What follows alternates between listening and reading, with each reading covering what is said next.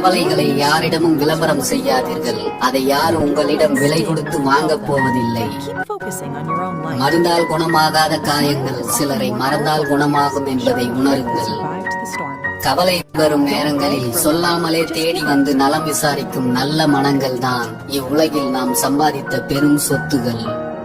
துன்பத்திற்கான காரணமும் அதை போக்கும் வழியும் அறிந்த பின்பும் கூட துன்பத்திலேயே உழன்று வாழ்பவன் மூடன் என்பதை தெரிந்து கொள். நீ முக்கியம் என்பதை உணராதவர்களிடமிருந்து எப்போதும் விலகியே இரு.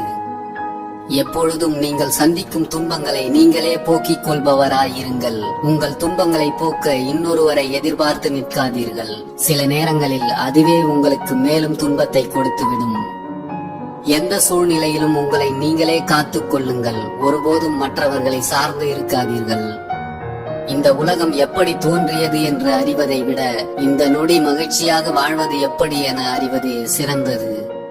உங்கள் இதயத்தை தேவையற்றதை தூக்கி சுமக்கும் குப்பை தொட்டியாய் வைத்திருக்காதீர்கள். புத்தம் புது மலர்கள் பூத்துக் குலுங்கும் தோட்டமாக வைத்திருங்கள்.